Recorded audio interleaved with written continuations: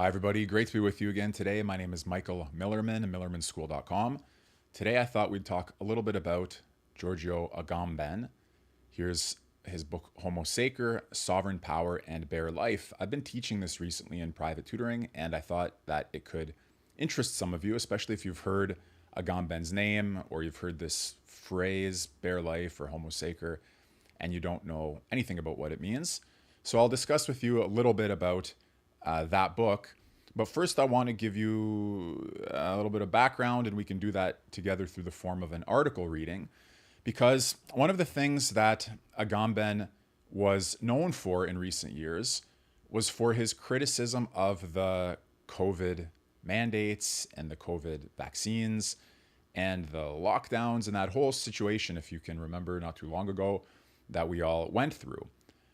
So here's an article, for example, from February 20th, 2022, in the midst of the pandemic, by, if I'm not mistaken, this Adam Kotsko is a scholar of Agamben, maybe a translator or something like that.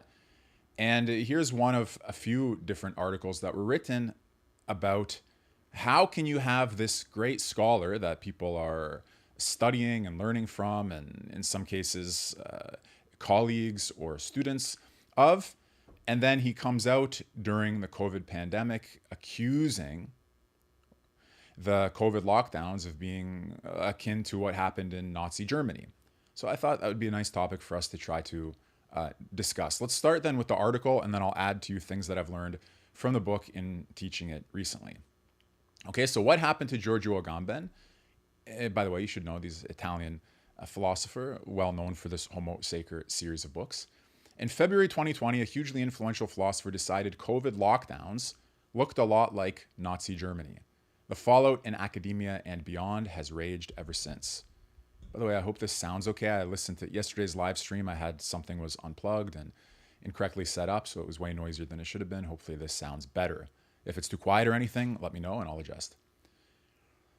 Okay, the problem began, as a surprising number do, with a blog post. Giorgio Agamben, the Italian philosophy giant, who's a bit like the Jonathan Franzen of the field, the kind of towering yet idiosyncratic figure you feel you have to respond to, whether you like him or not, had long maintained a blog where he posts short pieces about current events and other musings. Sometimes he'd comment on Greta Thunberg, other times he'd write poetic meditations on social decline. This went largely unnoticed until he made his first intervention into the debate about emergency measures to stop the spread of the coronavirus in February 2020. The invention of an epidemic, as the post was titled, began by calling the reaction to the virus frenetic, irrational, and entirely unfounded. And it didn't stop there. The incendiary argument essentially accused state authorities of intentionally misleading the public about the threat of COVID-19, which Agamben, like many others to come, dismissed as no more dangerous than the flu. And by the way, I just want to remind you, with the benefit of the hindsight of history, this was written in 2022. Okay, so we get a sense here of the moral panic that pro-COVID vaccine, pro-COVID lockdown, pro-COVID mandate people had, the moral panic that they had towards this prominent philosophical critic of the mandates. But keep in mind, okay, this is a year and a half ago. So we now can test it against what has come to light since. It is almost as if, with terrorism exhausted as a cause for exceptional measures, the translation reads, the invention of an epidemic offered the ideal pretext for scaling them up beyond any limitation, okay, for scaling up exceptional measures. So here, let me interject for a moment. What are we talking about when we talk about exceptional measures? There's this basic idea, I assume you may be familiar with it, but if not, let's just state it for the record, that in a time of emergency, you can suspend basic civil liberties. You probably remember something about that from the Patriot Act, from the post 9/11 days, and in other cases, where the idea is there's an emergency situation and desperate times call for desperate measures, and emergency situations call for emergency measures. Emergency measures are characterized by the fact that they are a suspension of the normal state of legal affairs. In other words, you may be deprived of some rights that under usual circumstances, ordinary or normal circumstances, you'd be assured of having. So you remember what you could and couldn't do during the COVID period, for example. You couldn't necessarily go to a funeral or to a wedding or to a friend's house. Rights of association seem to have been limited, and so on and so forth. Not to mention arbitrary detention and all the rest of it for those people who were stopped at the COVID hotels, for example, crossing back into Canada, travelers who had to be quarantined, all the rest of it. Okay, so the idea is that an emergency situation calls for emergency measures, and emergency measures are characterized by the fact that they suspend the ordinary legal order, they suspend the ordinary civic rights that you have. And usually the occasion for doing this is terrorism or a military crisis or something like that. But what Agamben had written here in his post is that the state of exception was instituted because of, quote, the invention of an epidemic, which offered the ideal pretext for scaling them up beyond any limitation. Okay, to continue. In other words, Agamben claimed the authorities sought to shore up their own crumbling legitimacy and try out new forms of social control. Even more disturbing than this power grab, he said, was the near total lack of resistance.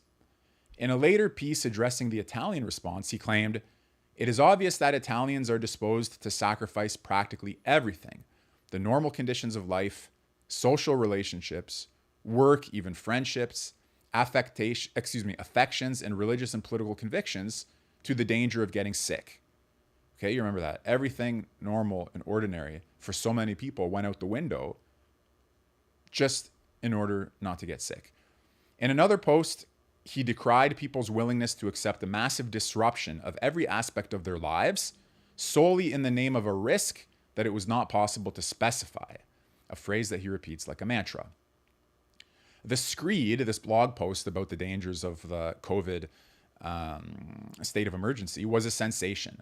A flood of blog posts, interviews, and an address to the Italian Senate followed. Even as the months passed and the pandemic took hold in starker and starker terms, Agamben continually doubled down on his critique of the pandemic emergency measures. Ultimately, in the spring of 2021, he published a collection of several of his diatribes in a short book to enshrine them permanently. Okay, here I want to interject again for a minute before we continue the article. One of the things that you have to understand is that Agamben, for example, in this book, and let's see, Homo Sacer, Sovereign Power and Bare Life, this was published in, what's the publication date here? Just to give you a sense. Okay, this was well before COVID. Okay, well before COVID, 1995. Okay, well before medical states of emergency of the kind that we experienced in recent years. Agamben had been arguing that states have taken biological life, bare life, the life of their people, into their hands as a political matter, a matter of concern, and that effectively everybody is constantly exposed to the possible intervention of the state on their lives under the rubric or under the smokescreen of a state of emergency.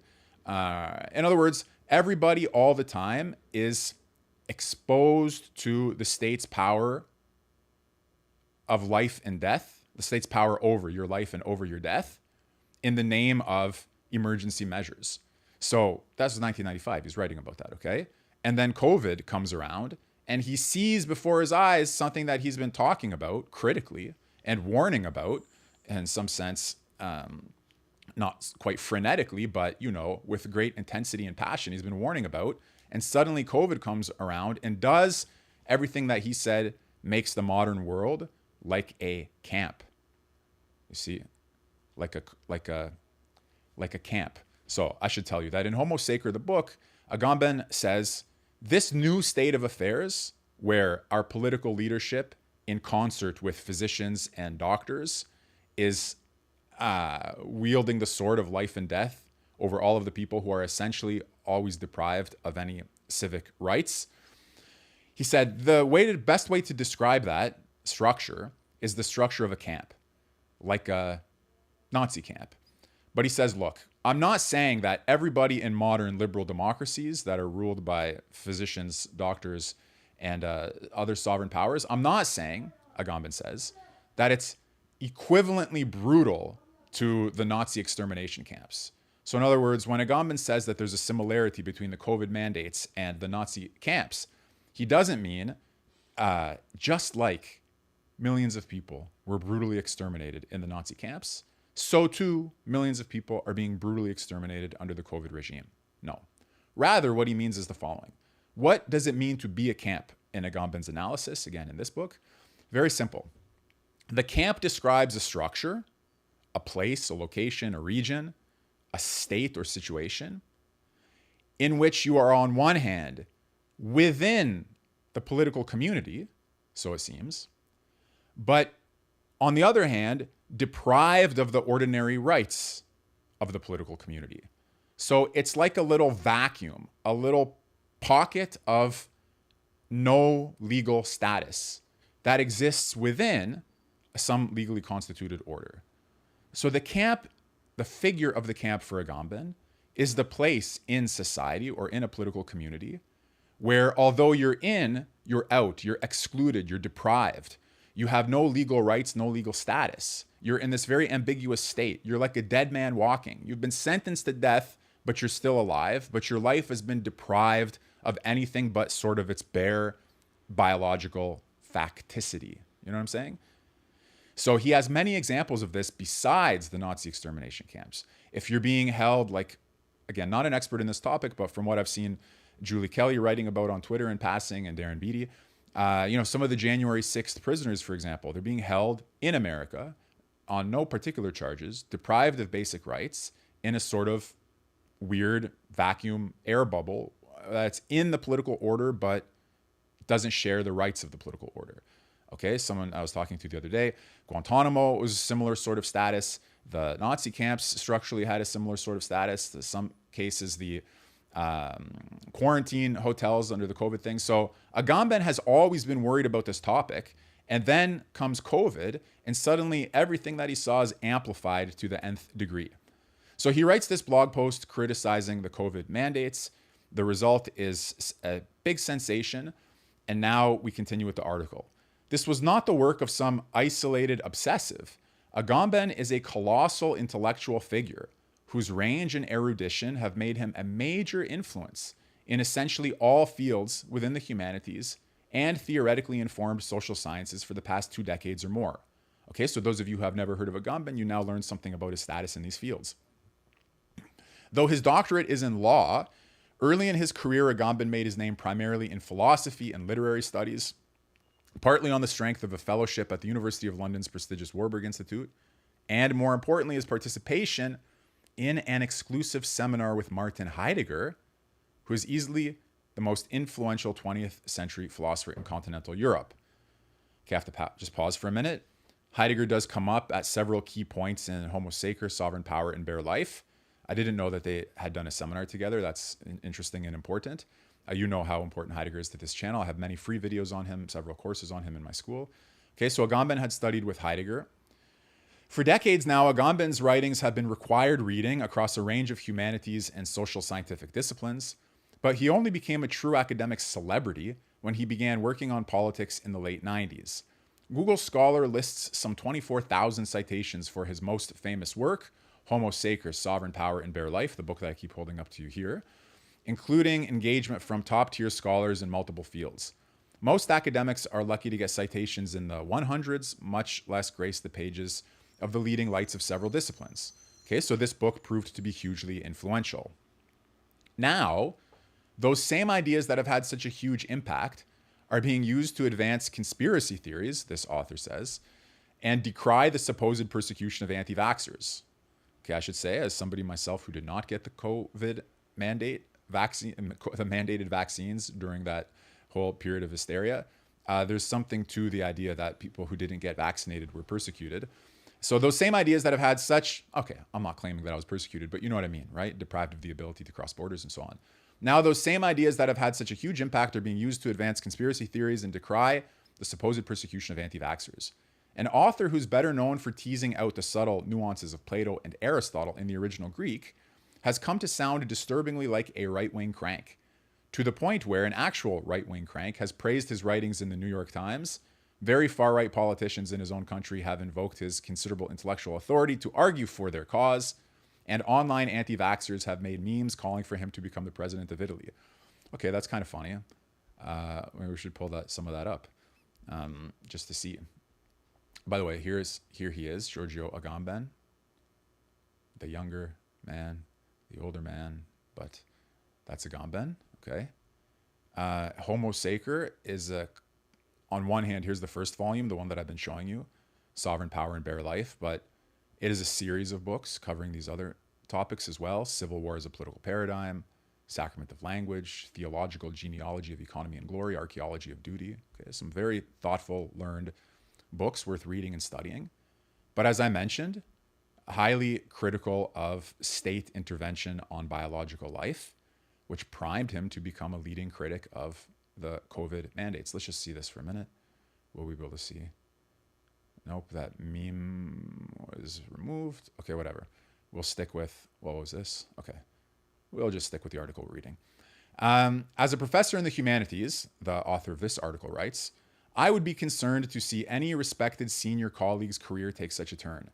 I hate this kind of thing. Giorgio Agamben, who wrote such good books about how the state can have undue sovereign power over your biological life, how dare he express an opinion about the COVID vaccines and COVID mandates? How dare he apply the very detailed nature of his research to a problem that matches it perfectly? How dare he do that? I would be very concerned to see somebody writing about my colleague as a far-right crank, blah, blah, blah. I've had enough professors like that in my own lifetime. Blech, I hate it. But my personal stake is much greater. I am a scholar and translator of Agamben's work, which has deeply influenced my own. Though we are not, okay, so the author of this piece, as I think I suggested at the outset, Adam Kotsko, he's a scholar of Agamben, a translator of Agamben, and obviously not a COVID critic. And so here he's very, very upset and disappointed. Though we're not personally close, we are in contact, and I first learned of his turn to COVID skepticism when he asked me to translate some of his blog posts. I agreed, hoping to present the best version of his argument, while trying and ultimately failing to get him to reconsider his position. In the end, I regretted inserting myself into this embarrassing affair and began to wonder whether his paranoid pandemic writings called the rest of his work into question. And the more I waded into them, the darker my outlook became. Whoops. Okay, so now he's going to describe, I guess the author's going to talk a little bit about this book, which I've been teaching recently, Homo Sacer, Sovereign Power and Bare Life. So let's see what we can learn from the article and then add whatever needs to be added. Agamben's, oh, by the way, thanks for being here. Michael Millerman, millermanschool.com. I will throw up the chat from time to time. Whoops. When I get that working correctly. Wait, let me just do that now. Wait. Sorry, still never perfect with getting that done in advance. Okay, so how's everybody doing? Good to see you in the chat. Agamben. Agamben is more major, I don't know, than maybe you think he is. I don't know whether you've heard about him before, haven't heard about him before, but Agamben is definitely as influential as the article has suggested. I'd heard about him all through my graduate studies, but never really read him too carefully. Whoops.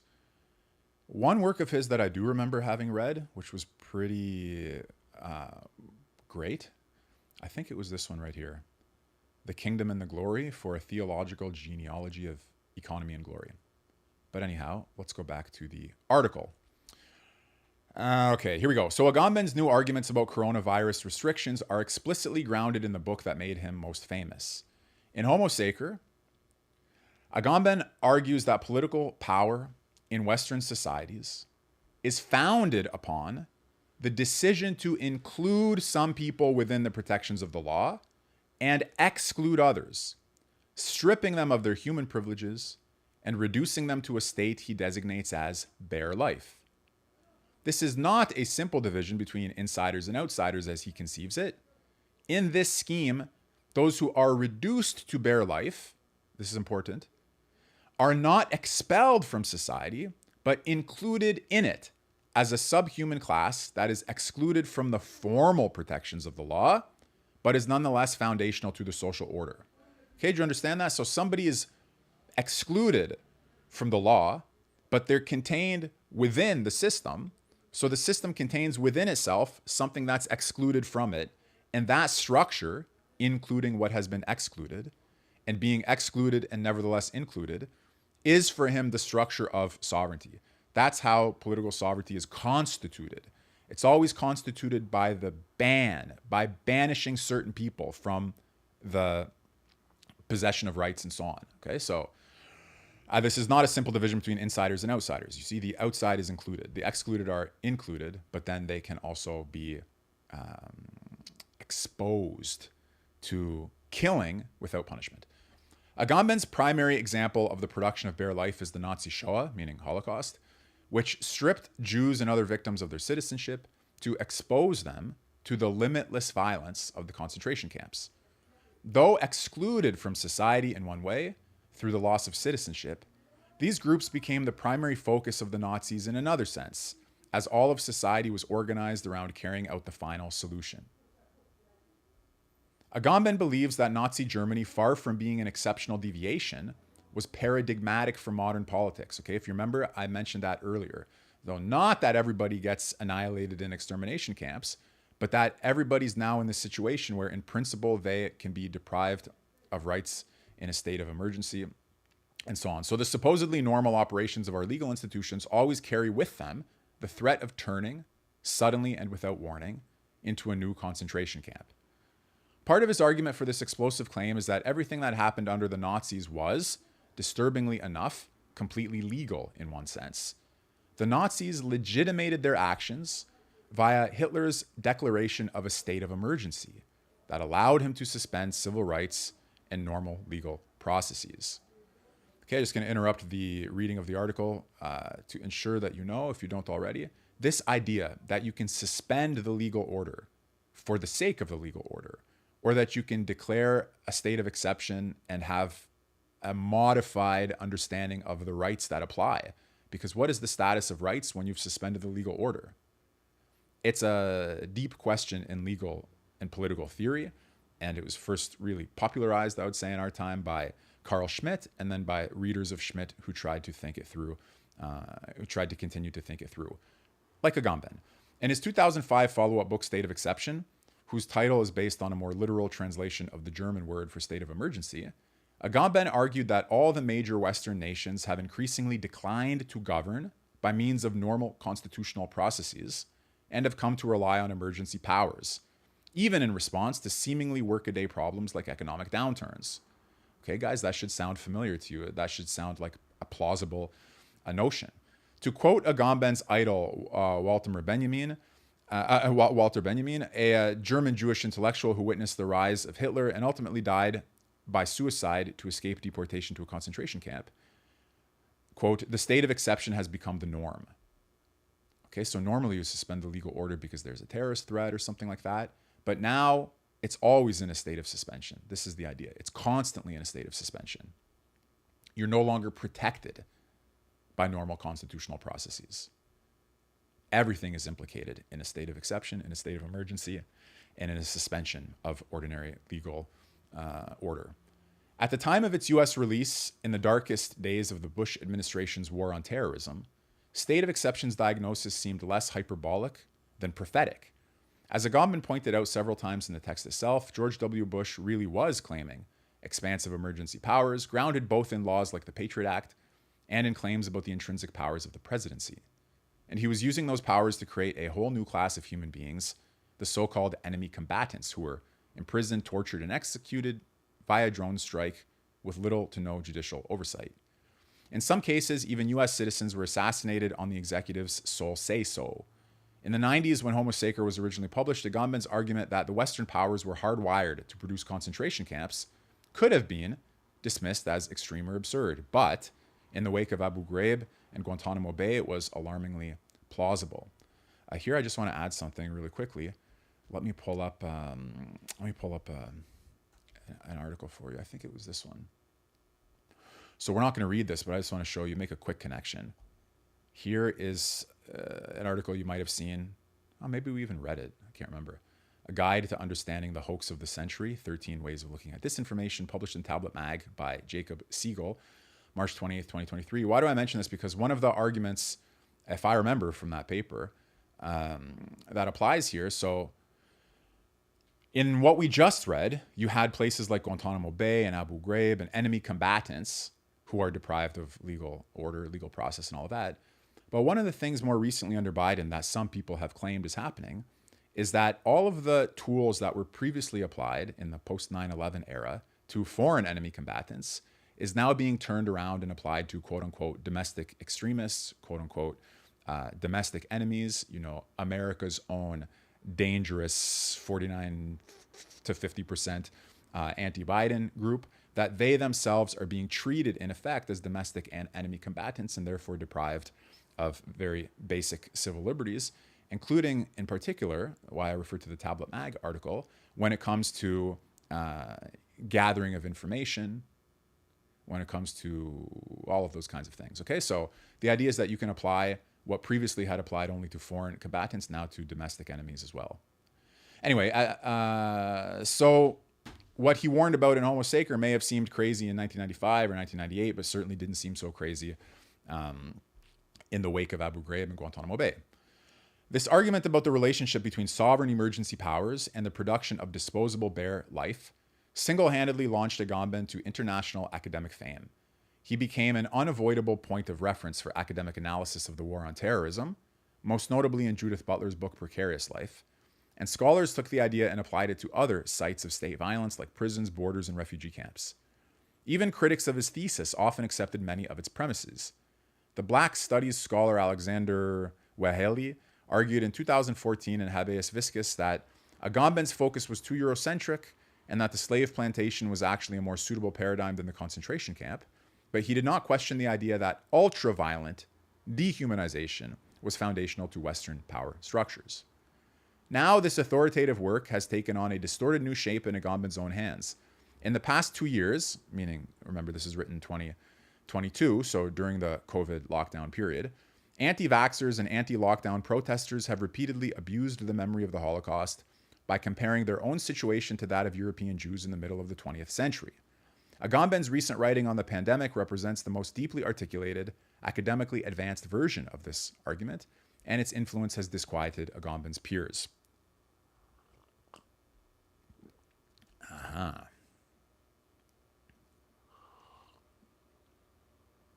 Okay, I want to say something in passing before we return to the article. A quick formulation of one idea, as I've come to see it. When you have people who say, look, the forced vaccinations or the lockdowns and other mandates, this is like what the Nazis did. There are two kinds of ways that you can respond to that. The first way is by saying, excuse me, but that's offensive, that's hyperbolic, there's no similarity. Do you not see the difference between a medical vaccine and a kind of barbaric, dehumanizing, grotesque practices of total annihilation and destruction? And how could you possibly compare the scope and the quality and the intensity and the intention and all of that? And you say, this is just a comparison that can't be made, that shouldn't be made, and that is indefensible. Okay, fine. Second response, though, is the one that I want to try to state here. I think, again, this is a shorthand, okay? I'm not saying this is exhaustive, but this is the shorthand version. Liberal democracies see themselves largely in opposition to Nazism, in opposition to communism, but let's take it in opposition to Nazism in particular.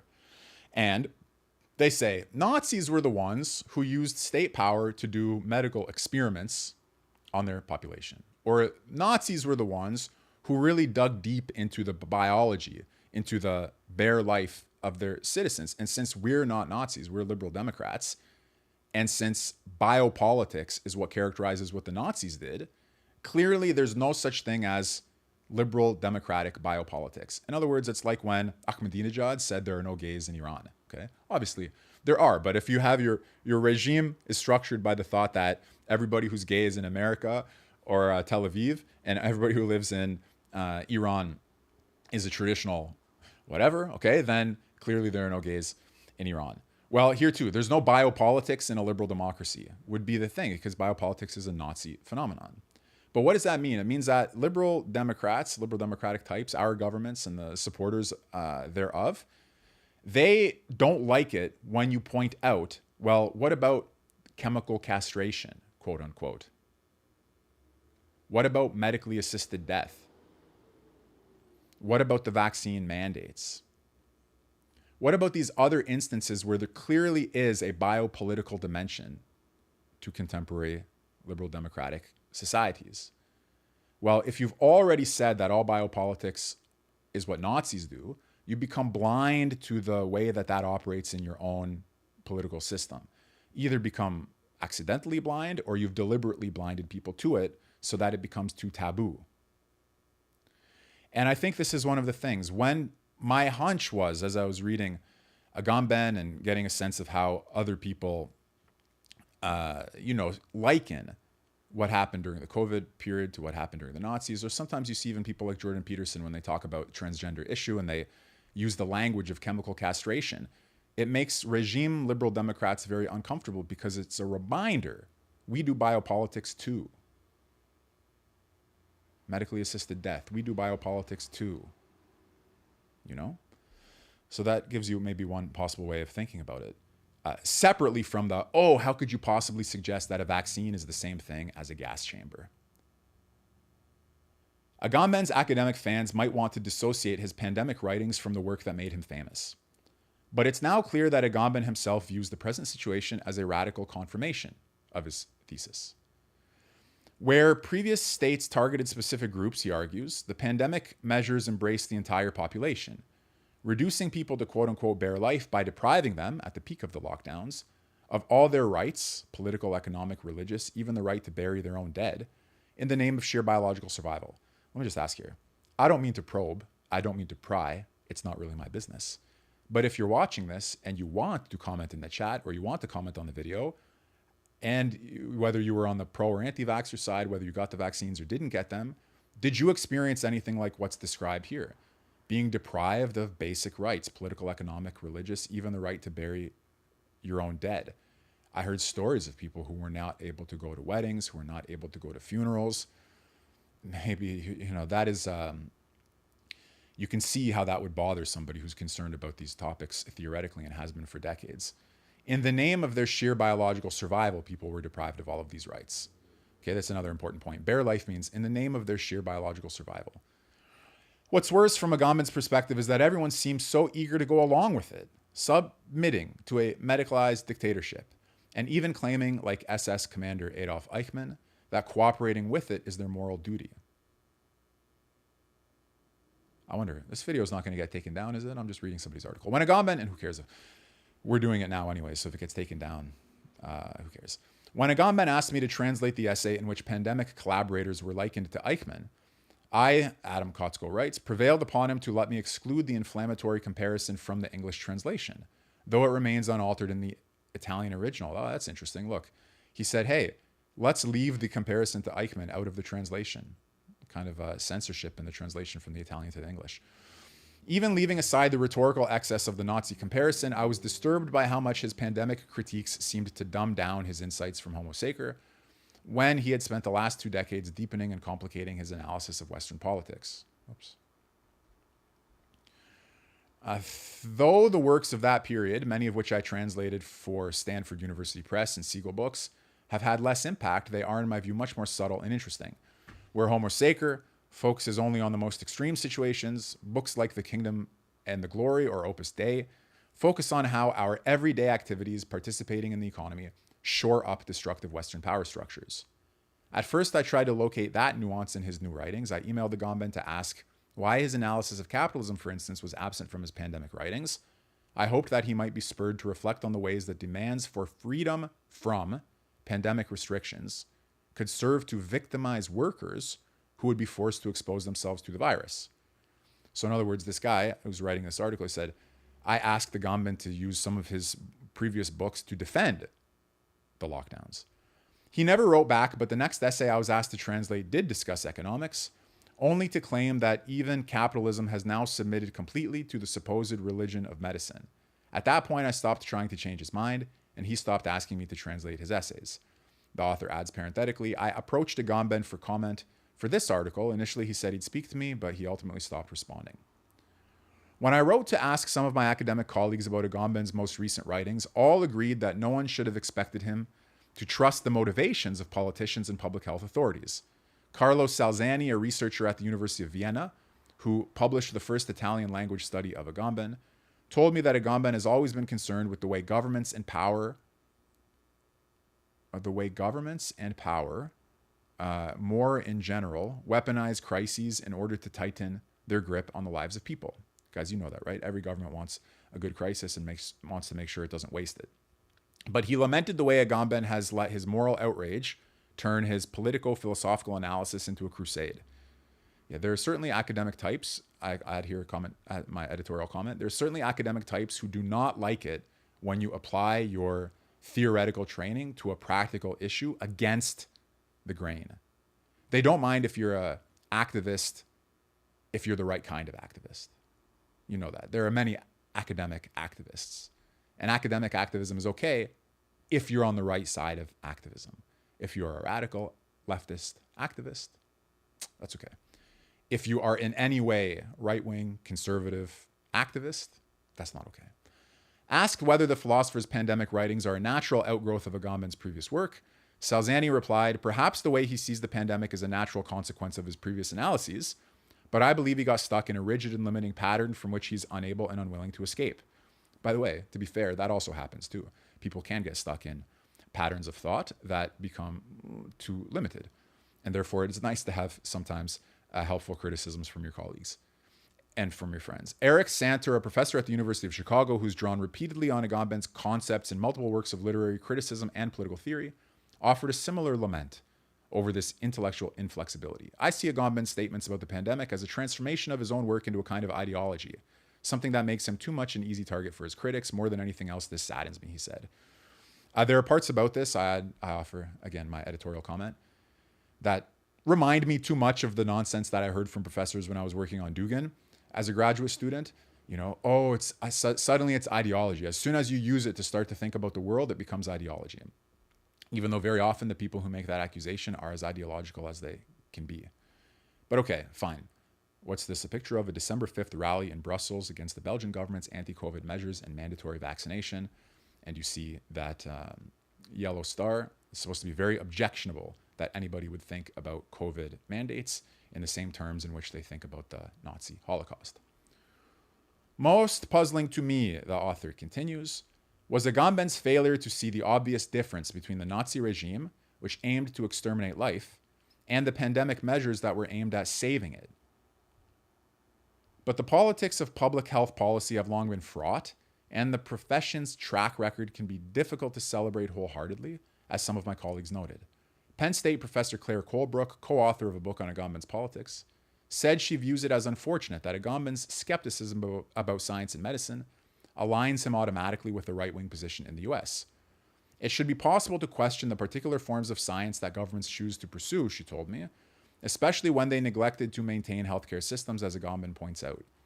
Andrew Kaplan, a graduate student at Emory University whose work connects Agamben to debates in Black studies, also values Agamben's radical questioning and said that the conservative libertarian protest against any intervention or regulation has monopolized the public discourse, making it hard for anyone else to raise questions about the overlooked implications of the state of emergency. Okay, so we're going to continue in a moment. Again, we're reading this article about Giorgio Agamben, author of many books, including first and foremost, Homo Sacer, Sovereign Power and Bare Life, which you see on the screen here. And in this book, he argued largely that, you could say, in order not to go into the full argument, you could say he foresaw some of the developments that came to fruition in the COVID period.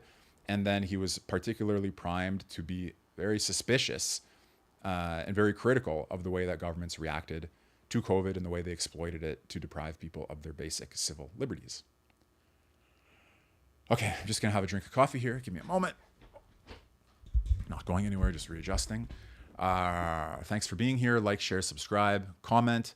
If you have something to say about the article or about Agamben, about the coronavirus period, and whether you were deprived of rights, whether you thought it was just or unjust, what you think about this difference here. You know, is it completely baffling that anybody would in any way liken the COVID mandates to the Nazi regime? Because the difference here is that one aimed to exterminate life, the other was aimed at saving it. Or is that just too soft a presentation of what actually was at stake? We're going to continue in a moment.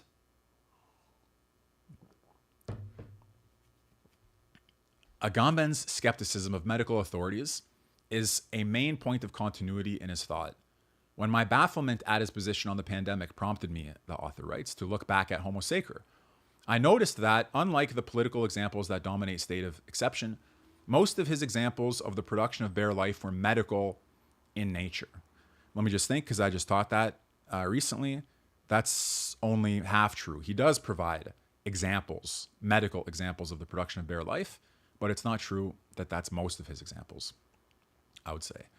Alongside the concentration camp victim, Agamben includes the figure of a prisoner who's subjected to medical experimentation. That's true. Or a brain-dead patient who is kept on life support indefinitely. That's also true. So Agamben discusses these various figures. Okay, the prisoner who's, let's say, on death row, and because he's basically dead, even though he's still alive, i.e. he's been reduced to bare life, deprived of all his other human and political liberties, you can subject him to medical experimentation. Or this brain-dead patient who's kept on life support, the idea there is that the state or the doctor or the physician is the one who decides whether the patient is either living or dead. Because, as he explains in this book, the definition of death is in some sense a function of the currently available technologies. Even brain death may not be death if brain transplants are possible, for example. So what you consider death is a function of a technological decision. So Agamben does discuss these examples in the third part of his book. Clearly, he has long been deeply skeptical of any alliance between medicine and state power. For Agamben, it would seem as soon as health becomes public health, as Santner put it, we're for all intents and purposes caught in the snares of, captured and captivated by a state of exception that has become the norm. Okay, once again, I want to interrupt because I want to share with you, not the whole video, but just so that you know about it. Jordan Peterson recently spoke about this. I'm going to just pull up the clip. Actually, you know what? Yeah, I'm going to pull up the clip, show it to you, like where you can find it. And then I want you to bear with me for 1 second just to try something. So I think this is from a few days ago. Jordan Peterson's thoughts on assisted suicide, 8 days ago from this YouTube channel, Jordan B. Peterson Clips. And if you watch this, what he says actually is, look, there are times where people in their lives experience extraordinary despair. And I myself, Jordan Peterson, he says, recently went through such a period, and I would be lying if I told you there were times where I wouldn't just press a button and end my life. That's how bad it was. Okay, so he shows a great deal of, let's say, sympathy or empathy towards people who are in such dire straits that they feel like death is the only way out. But, crucially, he says that, let's see, here we go. Just look at the, for now, just look at the, what do you call these? Subtitles? Okay, so someone who's in excruciating pain, the physician provides a little more opiate than is strictly necessary. Okay, you know, everybody just, takes that burden on themselves, in other words, of ending the life of this person who's suffering. So he's discussing this possible case where privately you may make the decision. You know, the family may make the decision. But in this speech, he says, very wary against giving the state the power to decide issues of life and death. Now, of course, it has to do so in the case of a war, because if you send your army somewhere, you're exposing them to the possibility of, you know, a legitimate, let's say, death or something like that. But here very clearly he says, I think it's in this, probably in this phrase coming up, I don't trust the people who can't get your passport in 2 weeks to decide whether or not grandma gets to live. Okay? In other words, he's suspicious, very suspicious, and very hesitant to give the state the power to decide over life and death. I want to ask you guys something quickly before we go back to the article. Would you let me know, because I'm not monitoring this, hopefully there's not even too much of a delay between what I'm saying and what you're hearing, but in a minute, let me know whether you hear the audio of this video clip, because in that case I could start using system audio. Okay. So I was pretty sick the last few years. Are you guys hearing the Peterson clip now? And I was in a lot of Is it pain. super loud, or is it workable volume? It took me Okay, let me know. I'm usually gonna for stop it about now, but 2.5 just let me know in the years. It chat, took 'cause me about if that's neat, then we can use it to comment on videos in the future. Oops. Okay, so why did I show you the Jordan Peterson clip? Because right here, oh, where were we in the article? Yeah, because a skepticism of using the state to deal with public health. You see, for Agamben, it would seem as soon as health becomes public health, we are, for all intents and purposes, caught in the snares of, captured, and captivated by a state of exception that has become the norm. Okay, that's the connection. So, Agamben's distrust of public health authorities has led him to dismiss official accounts of the pandemic's severity. Oh, thank you for the comments, by the way, about the volume. I will do that another time then, share video clips, and I'll just turn the volume down a bit.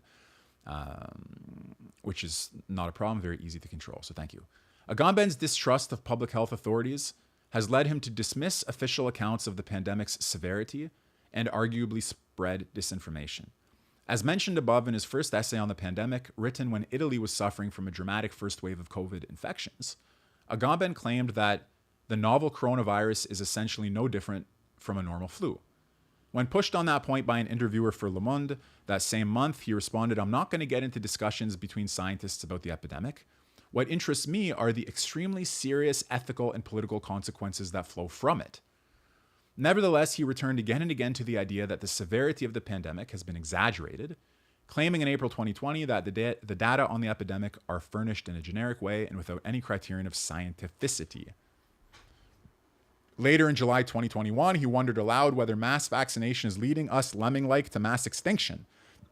After all, he claimed baselessly it could cause cancer or other illnesses. Remember, this article is written 2022 by somebody who's on the other side of the question. What would you say, June 2023? Have the risks of the vaccines been made clear? Are they now less contestable? Clearly, there is more than healthy skepticism at work here. Agamben seems to accord no trust to the medical establishment whatsoever. And to be fair, I add, parenthetically, that could also be an extreme reaction that goes too far in the opposite direction. The philosopher Jean-Luc Nancy offered a startling revelation in February 2020 in a February 2020 response to his friend Agamben's early pandemic writings. Almost 30 years ago, doctors decided that I needed a heart transplant. Giorgio was one of the very few who advised me not to listen to them. If I had followed his advice, I would have probably died soon enough. Okay, so this French philosopher, Jean-Luc Nancy, needed a heart transplant, and Agamben told him, don't get one. I guess he did get one, and he's still alive. So, okay, listen, we have to admit the possibility that even though you may be right in your skepticism towards the COVID, the origins of COVID and the meaning and significance and danger of COVID and the vaccines and all the rest of it, doesn't mean that you have to accord no trust to the medical establishment. So much so that you would advise your own friends not to get, a medical procedure that is actually helpful to them. The fact that Agamben would offer such disastrous advice is surely surprising from a human perspective, but for his longtime readers, it is almost as shocking that he would offer any concrete advice at all. His work has historically been long on critique and short on political prescriptions. I can attest for that. As I mentioned, I've been teaching this book over the last couple of weeks in private tutoring, and we always had to work very hard to try to figure out what would be the practical implications or the positive vision behind Agamben's criticisms. Whenever he ventures a position on what should be done, Agamben becomes notoriously unclear by design. Readers of Homo Sacer and State of Exception probably assumed that the solution to overuse of emergency powers would be returned to normal political structures, but in those books, Agamben argues that those normal structures will always lead inexorably to Auschwitz. By the way, that is a radically misleading and false statement about what Agamben argues in this book. Okay, he doesn't say that all normal structures inexorably lead to Auschwitz. A more radical solution, he once wrote, is needed: a dissolution of the entire structure of law and power, a possibility that he usually invokes using literary or theological imagery rather than concrete actionable plans. That's true. So he talks, for example, about messianic interpretations of the disappearance of law and so on, all of which is nice to read, but hard to understand. But now, as Salzani pointed out to me, Agamben is calling us to resist, quote, the emergency measures as a sort of intentional and planned scheme to destroy the bourgeois democracies and curtail individual liberties, end quote. In an October 2021 address to the Italian Senate, Agamben complained that the legislature had reduced itself to rubber stamping executive actions. This concern with proper legislative procedure is, to put it lightly, unexpected from an author who has repeatedly called for us to radically rethink our relation to law, language, and even our own bodies, where he is now calling for the Senate to assert itself against the executive. In state of exception, he had memorably suggested that we should respond to the destructive structure of the law by anticipating a future in which humanity will play with law just as children play with disused objects, not in order to restore them to their canonical use, but to free them from it for good. It's unclear what this playful new use for the law would look like in practice, but that is part of his point. We're so deeply formed by our culture's power structure that a radical alternative is bound to sound vague and paradoxical to us. But if we want to escape, we must make the effort. By the way, you get a lot of that in Dugin too. Suggestions that sound vague and paradoxical, like when he discusses gender in the fourth political theory and says that it's the same as the sex of Dasein. And he says, I just explained one unknown by another unknown, but at least it's more interesting. In his pandemic writings, by contrast, it is as if Agamben has given up on finding any way out. Okay, we're almost on the article here, I think. A few more paragraphs on from 2022 on Giorgio Agamben's criticisms of the coronavirus state of exception.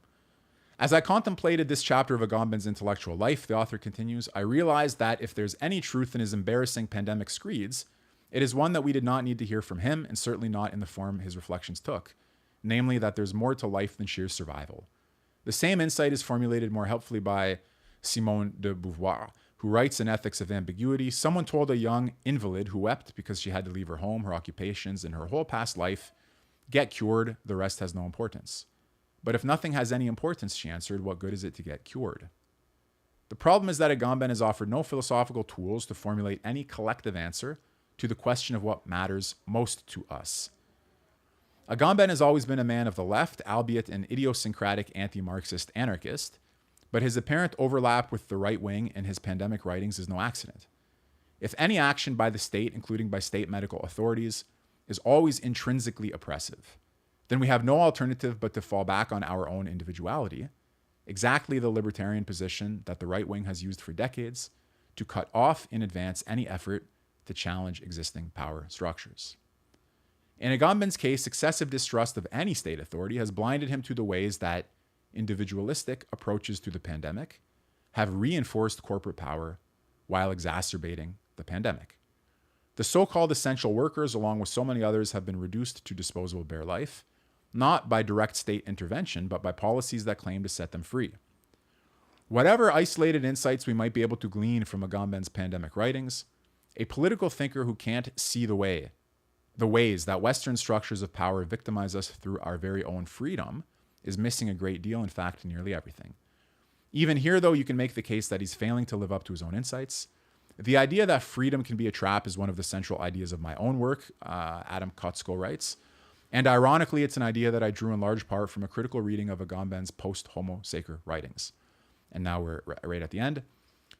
Though Agamben declined to speak to me for this piece, we've continued to exchange occasional emails. I've noted that no new posts have appeared on his blog in several months, and the most recent pandemic-related entries are both transcripts of invited speeches to the Italian Senate and a student group. Even as many countries in Europe roiled with protests over new restrictions to curb the Omicron surge recently, Agamben was quiet. Perhaps at last he's leaving aside his disastrous and all too serious pandemic intervention and reconnecting with the childlike imagination that he has told us over and over again is our only hope. The question of how the past 2 years twist his legacy and the legacy of his life-changing work remains open. Okay, so this was an article, obviously, as you can see, critical of Agamben's thoughts on the pandemic, despite the fact that it was written by someone who's otherwise been a supporter of Agamben and a translator of his work.